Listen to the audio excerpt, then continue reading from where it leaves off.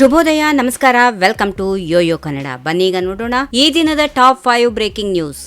ಮುಖ್ಯಮಂತ್ರಿ ಬದಲಾವಣೆ ಇಲ್ಲ, 2028ರವರೆಗೆ ನಾನೇ ಮುಖ್ಯಮಂತ್ರಿ. ಹೀಗೆಂದು ದೆಹಲಿಯಲ್ಲಿ ಕುಳಿತು ಸಿದ್ದರಾಮಯ್ಯ ಶಾಕ್ ನೀಡಿದ ಬೆನ್ನಲ್ಲೇ ಇದೀಗ ಬೆಂಗಳೂರಿನಲ್ಲಿ ಸಚಿವ ಸತೀಶ್ ಜಾರಕಿಹೊಳಿ ಅವರು ಕೆಪಿಸಿಸಿ ಅಧ್ಯಕ್ಷರ ಬದಲಾವಣೆ ಆಗಬೇಕು ಎಂದು ಪುನರುಚ್ಚರಿಸಿದ್ದಾರೆ. ನಾಯಕತ್ವ ಬದಲಾವಣೆ ಚರ್ಚೆಗೆ ಸಿದ್ದರಾಮಯ್ಯ ಪೂರ್ಣ ವಿರಾಮ ನೀಡಿದ ಬೆನ್ನಲ್ಲೇ ರಾಜ್ಯ ಕಾಂಗ್ರೆಸ್ ನಾಯಕತ್ವ ಬದಲಾವಣೆ ಕುರಿತು ಜಾರಕಿಹೊಳಿ ಚರ್ಚೆ ಆರಂಭಿಸಿದ್ದಾರೆ. ಕೆಪಿಸಿಸಿ ಅಧ್ಯಕ್ಷರ ಸ್ಥಾನ ಬದಲಾವಣೆ ಆಗಬೇಕು. ಈ ಬಗ್ಗೆ ಸಾಕಷ್ಟು ಬಾರಿ ಹೇಳಿದ್ದೇವೆ. ಕೆಪಿಸಿಸಿ ಅಧ್ಯಕ್ಷರು ಬದಲಾಗಬೇಕು. ಪದೇ ಪದೇ ಹೇಳುವ ಅವಶ್ಯಕತೆ ಇಲ್ಲ. ಎಲ್ಲವನ್ನ ಹೈಕಮಾಂಡ್ ಗಮನಿಸುತ್ತಿದೆ. ಸೂಕ್ತ ನಿರ್ಧಾರವನ್ನ ಹೈಕಮಾಂಡ್ ನಾಯಕರು ಮಾಡುತ್ತಾರೆ ಎಂದು ಹೇಳಿದ್ದಾರೆ.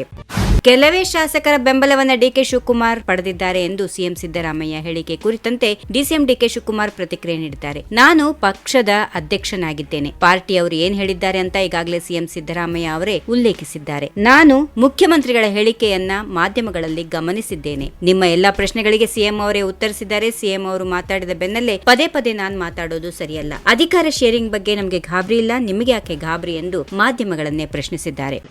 ಸಿಎಂ ಸಿದ್ದರಾಮಯ್ಯ ಕರ್ನಾಟಕ ಕಾಂಗ್ರೆಸ್ ಉಸ್ತುವಾರಿ ರಣದೀಪ್ ಸಿಂಗ್ ಸುರ್ಜೇವಾಲಾ ಅವರ ಜೊತೆಯಲ್ಲಿ ನಾನು ಮತ್ತು ಡಿಸಿಎಂ ಡಿಕೆ ಶಿವಕುಮಾರ್ ಮಾತುಕತೆ ನಡೆಸಿದ್ದೇವೆ. ನಿಗಮ ಮಂಡಳಿಗಳಿಗೆ ನಮ್ಮ ಕಾಂಗ್ರೆಸ್ ಕಾರ್ಯಕರ್ತರನ್ನ ಅಧ್ಯಕ್ಷರನ್ನಾಗಿ ನೇಮಿಸುವ ಕುರಿತು ಚರ್ಚೆ ಮಾಡಿದ್ದೇವೆ. ಆದರೆ ನೇಮಕ ಪ್ರಕ್ರಿಯೆ ಪೂರ್ಣವಾಗಲಿಲ್ಲ ಎಂದು ಸಿಎಂ ಸಿದ್ದರಾಮಯ್ಯ ತಿಳಿಸಿದ್ದಾರೆ. ಜುಲೈ 16ರಂದು ಸುರ್ಜೇವಾಲಾ ಅವರು ಮತ್ತೊಮ್ಮೆ ಬೆಂಗಳೂರಿಗೆ ಬರುತ್ತಾರೆ. ಅಂದು ನಾವು ಎಲ್ಲಾ ನಿಗಮ ಮಂಡಳಿಗಳ ಅಧ್ಯಕ್ಷರ ನೇಮಕವನ್ನ ಅಂತಿಮಗೊಳಿಸುತ್ತೇವೆ ಎಂದಿದ್ದಾರೆ.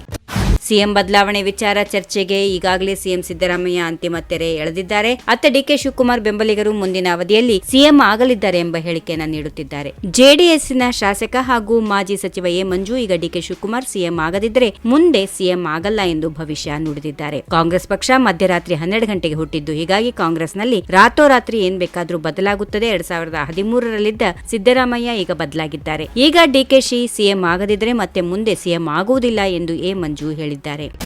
ನಾಯಕತ್ವ ಬದಲಾವಣೆ ಕುರಿತಂತೆ ಅಭಿಪ್ರಾಯ ಪಡೆಯದ ಮೇಲೆ ಮುಖ್ಯಮಂತ್ರಿ ಬದಲಾವಣೆ ಹೇಗಾಗುತ್ತದೆ ಎಂದು ಗ್ರಾಮೀಣಾಭಿವೃದ್ಧಿ ಸಚಿವ ಪ್ರಿಯಾಂಕ್ ಖರ್ಗೆ ತಿಳಿಸಿದ್ದಾರೆ. ಮುಖ್ಯಮಂತ್ರಿ ಸಿದ್ದರಾಮಯ್ಯನವರು ಈಗಾಗಲೇ ಸ್ಪಷ್ಟವಾಗಿ ಹೇಳಿದ್ದಾರೆ. ಹೀಗಾಗಿ ನಾಯಕತ್ವ ಬದಲಾವಣೆ ಕುರಿತಂತೆ ಶಾಸಕರ ಅಭಿಪ್ರಾಯವನ್ನ ಪಡೆದುಕೊಂಡಿಲ್ಲ ಎಂದ ಮೇಲೆ ಬದಲಾವಣೆ ಎಲ್ಲಿ ಆಗಲಿದೆ ಎಂದು ಮರುಪ್ರಶ್ನೆ ಹಾಕಿದರು. ಮುಖ್ಯಮಂತ್ರಿ ಸಿದ್ದರಾಮಯ್ಯ, ಉಪಮುಖ್ಯಮಂತ್ರಿ ಡಿಕೆ ಶಿವಕುಮಾರ್ ಅವರು ಪಕ್ಷದ ಹೈಕಮಾಂಡ್ ತೀರ್ಮಾನಕ್ಕೆ ಬದ್ಧ ಎಂದಿದ್ದಾರೆ. ನಾವು ಪಕ್ಷದ ವಿಚಾರಗಳನ್ನ ಮಾಧ್ಯಮಗಳ ಮುಂದೆ ಮಾತಾಡುವುದು ಸರಿಯಲ್ಲ. ನಮ್ಮ ಹೈಕಮಾಂಡ್ಗೆ ನಾವು ವರದಿ ನೀಡಬೇಕೇ ಹೊರತು ಆರ್ಎಸ್ಎಸ್ಗೆ ಅಲ್ಲ ಎಂದು ವಿರೋಧ ಪಕ್ಷಗಳಿಗೆ ಸಚಿವ ಪ್ರಿಯಾಂಕ್ ಖರ್ಗೆ ತಿರುಗೇಟು ನೀಡಿದ್ದಾರೆ.